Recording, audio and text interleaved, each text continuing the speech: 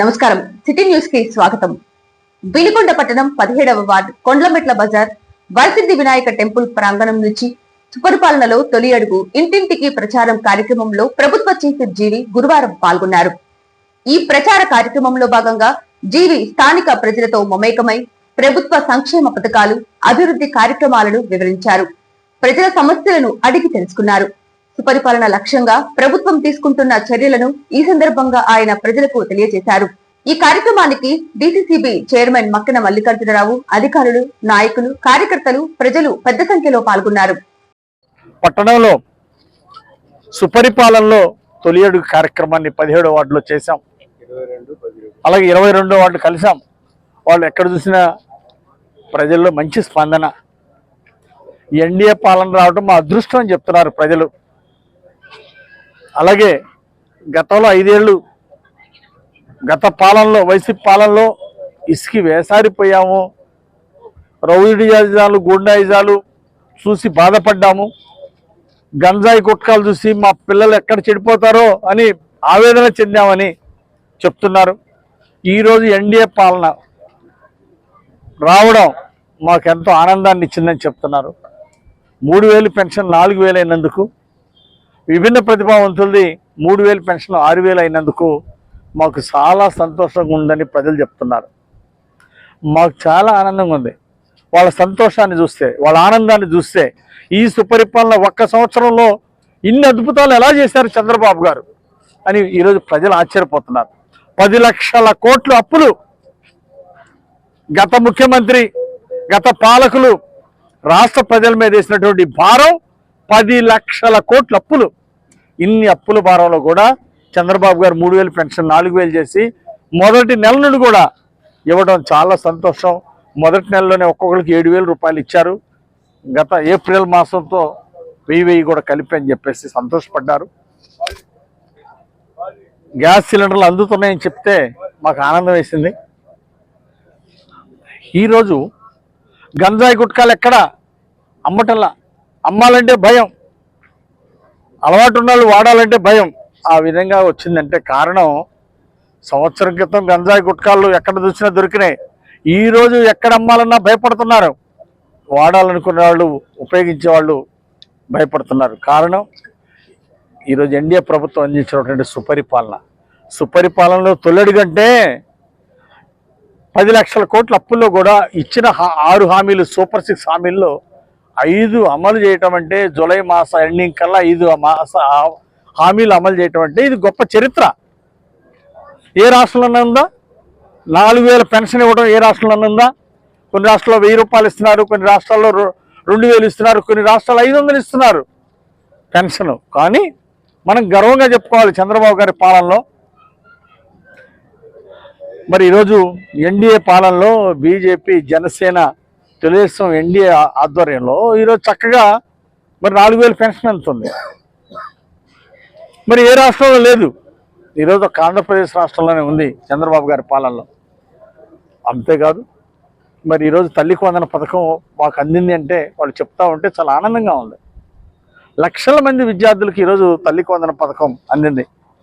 65 లక్షల మందికి pension 3000 pension 4000 చేసి నెల 1వ తారీఖు ఉదయం 6 గంటలకు వెళ్ళి తలుపు కట్టి పెన్షన్ ఇవ్వటం అంటే, ఇంటికి వెళ్ళి ఇవ్వటం అంటే ఎంత సంతోషపడుతున్నారు. ఈరోజు వాళ్ళ ఆనందానికి అవధులు లేవు ప్రజలకి. మరి వాళ్ళందరూ కూడా షేర్ చేసుకున్నారు వాళ్ళ ఆనందాన్ని. దాంతోపాటు అన్నదాత సుఖీభవ పథకం, ఒక్కో రైతుకి సంవత్సరానికి 20,000 ఇచ్చేటువంటి పథకాన్ని అమలు చేస్తున్నాం. ఈ నెలాఖరికల్లా రైతులకి మొదటి విడత 7,000 రూపాయలు. దీన్ని 3 సంవత్సరానికి ఇచ్చేది 3 విడతలుగా ఈరోజు ప్రజలకి అందించబోతా ఉంది ఎన్డీఏ ప్రభుత్వం. ఈ అవకాశాన్ని కూడా రైతు సోదరులు సద్వినియోగం చేసుకోవాలని ఈ సందర్భంగా కోరుతున్నా. గత 5 ఏళ్లలో ఏముందండి? గతంలో వైసీపీ పాలనలో దుర్మార్గ పాలన అని ఈరోజు ప్రజలు చెప్తున్నారు. రౌడీయిజం, గుండాయిజం తప్ప ఇంకా సాధించింది ఏమన్నా ఉందా? ఒక మాజీ ముఖ్యమంత్రి మాట్లాడచ్చా? రపారపాని అరుగుతాము, గంగమ్మ తల్లికి మేకపోతుళ్ళు కోసినట్టు కోస్తాం మెడలంటే ఒక మాజీ ముఖ్యమంత్రి మాట్లాడే మాటల మీరు హింసను ప్రోత్సహిస్తున్నారా? మహాత్మా గాంధీ గారు కన్న కలలు ఏమైపోయినాయి? భారతదేశానికి స్వతంత్రం తీసుకొచ్చింది రపరప నరకటానికి అని అడుగుతున్నా. మాజీ ముఖ్యమంత్రి జగన్ మహాత్మా గాంధీ గారు అహింసావాదంలో మనకి భారతదేశానికి స్వతంత్రం తీసుకొస్తే ఈయన హింసావాదం, ఈయనకి లేస్తే ఉదయం లేచిన దగ్గర నుండి హింసావాదం మాజీ ముఖ్యమంత్రికి. తొలి ఏకాదశి సందర్భంగా ఈ నెల 6వ తేదీన జరగబోవు శ్రీ రామలింగేశ్వర స్వామి తిరునాళ్ల పురస్కరించుకొని వినుకొండ మున్సిపల్ కౌన్సిల్ హాల్లో ఆర్డీఓ మధులత అధ్యక్షతన జరిగిన అధికారుల సమీక్షా సమావేశానికి ప్రభుత్వ చీఫ్ సీనియర్ జీవి ముఖ్య అతిథిగా పాల్గొన్నారు. స్వామివారిని దర్శించుకునేందుకు వినుకొండ ప్రాంతంతో పాటు అనేక జిల్లాల నుంచి భక్తులు వేలాదిగా తరలివస్తారని, వారికి మెరుగైన సౌకర్యాలు కల్పించాలని ఆదేశించారు. అన్ని శాఖల అధికారులు సమన్వయంతో పనిచేసి తిరునాళ్లను విజయవంతం చేయాలని కోరారు. ఈ కార్యక్రమంలో డిఎస్పీ నాగేశ్వరరావు, మున్సిపల్ అధికారులు, కౌన్సిలర్లు, కూటమి నాయకులు తదితరులు పాల్గొన్నారు.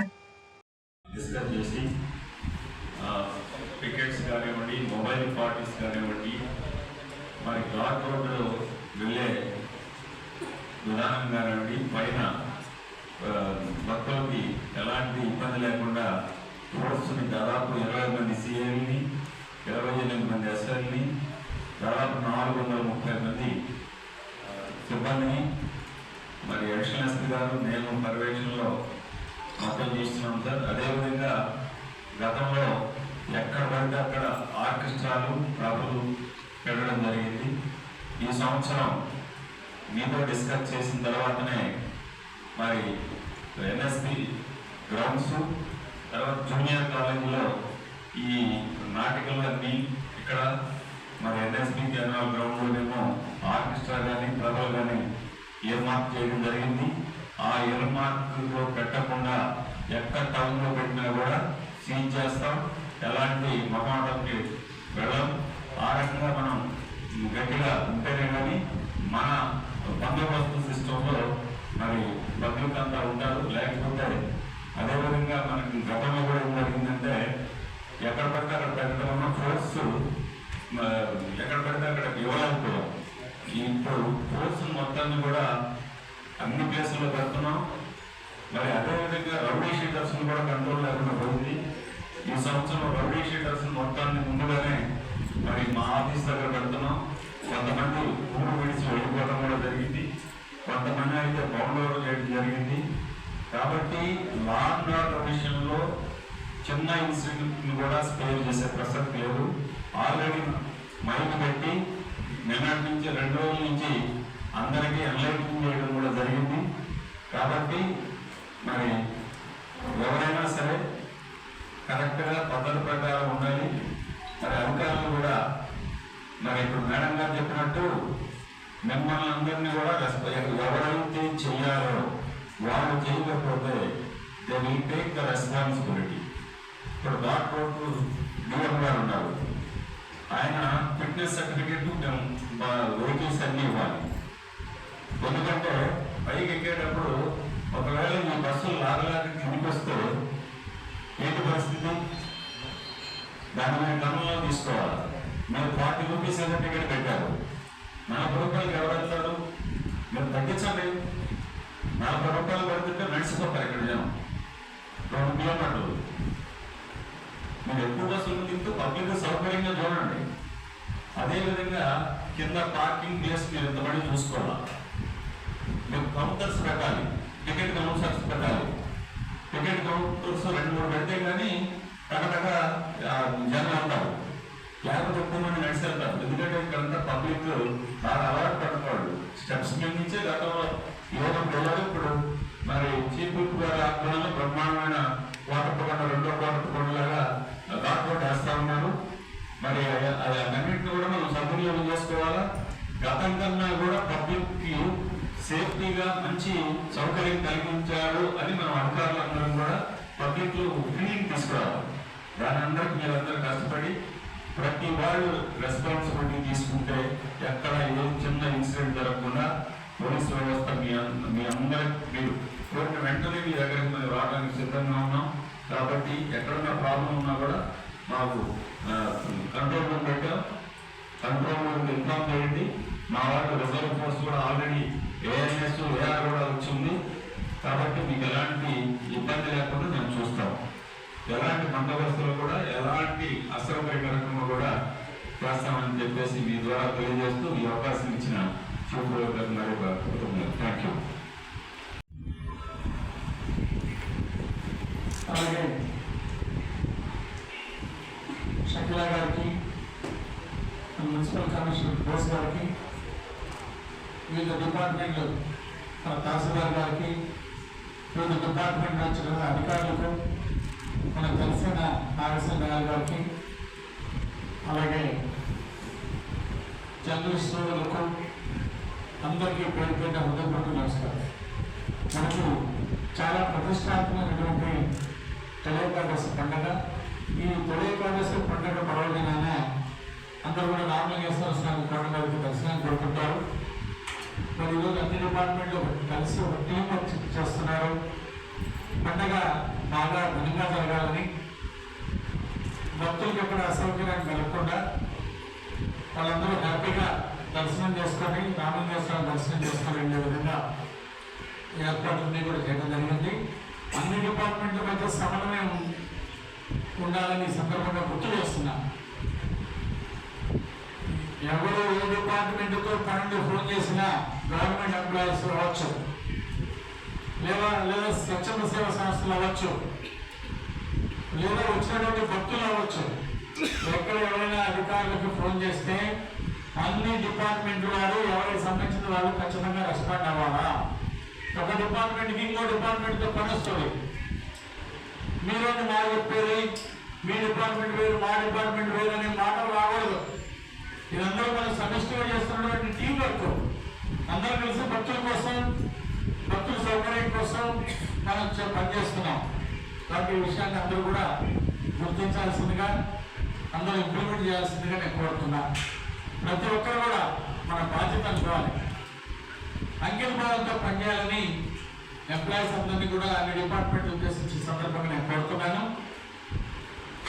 అలాగే స్వచ్ఛంద సంస్థల వాళ్ళు కూడా ముందుకొచ్చి అంగార కార్యక్రమాలు, అన్న ప్రసాదాలు అవన్నీ కూడా ఏర్పాటు చేస్తున్నందుకు వాళ్ళందరూ కూడా హృదయపూర్వక అభినందనలు తెలియజేస్తున్నాను. అలాగే భక్తులు కూడా వేలాది మంది భక్తులు వస్తున్నారు ఈసారి. వైఎస్ఆర్ కంటే ఇంకా ఎక్కువ మంది సాయంత్రానికి వచ్చేటప్పటికి ఇంకా లక్షల్లోకి వెళ్ళిపోతా ఉన్నాయి. ఎందుకంటే ఒక్కొక్క సాంస్కృతిక కార్యక్రమాలు, ఒక్కొక్క నాటకాలు, మరొక మరి ప్రభలకు కూడా ఎన్ఎస్పీ గ్రౌండ్లో సపరేట్గా ఎలాంటి ఆలోచన సంఘాలు జరగకుండా ఉండడం కోసం, బెటర్ కంట్రోల్ కోసం ప్రభలన్నింటినీ కూడా ఎన్ఎస్పీ కాలేజీలో సైకిల్ కేటాయించడం జరిగింది. మరి డ్రామాలు, నాటకాలు ఇలాంటివన్నీ కూడా సాంస్కృతిక కార్యక్రమాలకి, సాంఘిక నాటకాలు, అలాగే పౌరాణిక నాటకాలు ఇలాంటివన్నీ కూడా జూనియర్ కాలేజీలో కేటాయించారు. ఇవన్నీ కూడా అంటే భక్తుల కోసం రకరకాల సాంస్కృతిక కార్యక్రమాలు, పాటల కచేరీలు ఇలాంటివి కూడా ఏర్పాటు చేస్తున్నారు. అందువల్లనే ఇంకా భక్తుల రద్దీ ఎక్కువ. మరి లక్షలాది మంది భక్తులు మీరు కూడా రామలింగేశ్వర దర్శనానికి వస్తున్నారు. అలాగే సాయంత్రం కూడా సాంస్కృతిక కార్యక్రమాలు, అంటే ఇంటికి ఫ్రెండ్స్, బంధువులు అందరూ కూడా వస్తుంటారు. వాళ్ళందరూ కూడా ఈ పండుగ సందర్భంగా చాలా చాలా ప్రాంతాల నుండి,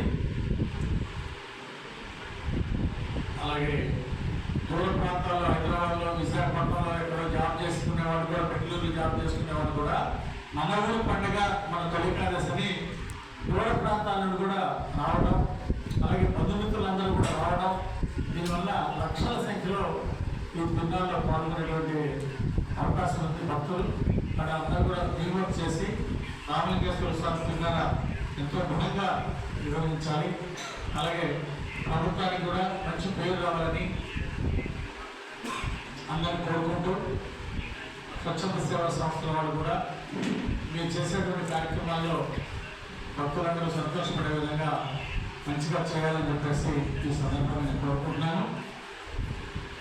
నిన్న కూడా కొండ మీద వెళ్ళొచ్చాను. ఏర్పాట్లు స్పీడ్గా జరుగుతున్నాయి. మార్కెట్లు నిర్మాణం చేశారు. అలాగే కాకినాడలో కూడా అక్కడక్కడ వర్షం పడేటప్పటికి అవన్నీ కూడా రెక్టిఫై చేసి చక్కగా బస్సులు హ్యాపీగా పైపోయేదానికి, వచ్చేదానికి, భక్తులకు ఎక్కడ ఇబ్బంది లేకుండా ఆల్మోస్ట్ ఆల్ ఏర్పాట్లు అన్నీ కూడా పూర్తయి ఇప్పుడు మళ్ళీ ఒకసారి అధికారులు కూడా ఒకసారి వెళ్ళి పర్యవేక్షిస్తారు, కొండ మీదకి వెళ్ళి చూసి వస్తారు. చిన్నకొండ మీద కూడా ఒక టీం వెళ్తారు. కొంతమంది భక్తులు చిన్నకొండ మీదకి వెళ్తారు, కొంతమంది పైకొండ మీదకి వెళ్ళాలంటే మెట్టు దారి మార్గం లేదు. చిన్నకొండ వరకే అవకాశం ఉంది, అది కూడా భక్తులు గమనించాల్సిందే నేను కోరుతున్నాను. పైకొండ మీదకి వెళ్ళాలంటే ఒక బస్సులకే భక్తులందరూ కూడా వెళ్తున్నారు, వెళ్ళడానికి ఏర్పాటు చేయడం జరిగింది. నేను కూడా మాలాంటి వాళ్ళందరూ కూడా కాళ్ళు కిందే వదిలేసి చక్కగా ఆర్టీసీ బస్సులోనే సేఫ్ ప్రయాణం ఉంటుంది కాబట్టి, అలాగే ట్రాఫిక్ భక్తులకి ఇబ్బంది కలగకుండా చూడాలి కాబట్టి మేము కూడా రేపు ఆర్టీసీ బస్సులోనే పైకి వెళ్తాం, పూజా కార్యక్రమాల్లో పాల్గొనడం జరుగుతుందని ఈ సందర్భంగా తెలియజేస్తూ అధికారులందరూ అప్రమత్తంగా మరింత బాధ్యతగా ఒక క్రమశిక్షణతోటి అంకిత భావంతో అందరూ కూడా పనిచేసి ఈ కార్యక్రమాన్ని ఎంతో విజయవంతంగా చేయాలని ప్రతి ఒక్కరూ చాలా బాధ్యత తీసుకోవాలని కోరుకుంటూ అవకాశం ఇచ్చిన మిత్రులందరికీ ధన్యవాదాలు తెలియజేస్తూ సెలవు తీసుకుంటున్నాను. థ్యాంక్ యూ అంటారు. సావెల్యాపురం మండలం కనమర్లపూడి గ్రామ సమీపంలోని జాతీయ రహదారిపై వేగంగా వస్తున్న ట్రావెల్ బస్ ఐషర్ లారీని ఢీకొనడంతో తెల్లవారుజామున ఘోర రోడ్డు ప్రమాదం జరిగింది. ఈ దుర్ఘటనలో లారీ డ్రైవర్ క్యాబిన్ లో ఇరుక్కొని అక్కడికక్కడే మృతి చెందాడు. మాన్వి గ్రామం కర్ణాటక నుండి కాశీకి 32 మందితో ప్రైవేట్ బస్ బయలుదేరింది. ఈ ప్రమాదంలో ట్రావెల్ బస్ లో ప్రయాణిస్తున్న 10 మందికి పైగా స్వల్ప గాయాలయ్యాయి. సమాచారం అందుకున్న వెంటనే 108 అంబులెన్స్ సంఘటనా స్థలానికి చేరుకొని క్షతగాత్రులను చికిత్స నిమిత్తం వినుకొండ ప్రభుత్వ వైద్యశాలకు తరలించారు. ప్రమాదం కారణంగా జాతీయ రహదారిపై భారీ ట్రాఫిక్ అంతరాయం ఏర్పడింది. సమాచారం అందుకున్న ఎస్ఐ లోకేష్ రావు తన సిబ్బందితో కలిసి ఘటనా స్థలానికి చేరుకొని ట్రాఫిక్ ను క్రమబద్ధీకరించే పనులు చేపట్టారు. సిటీ న్యూస్ ఇంతటితో సమాప్తం. తిరిగి రేపటి సిటీ న్యూస్ లో మళ్ళీ కలుద్దాం. అంతవరకు సెలవు. నమస్కారం.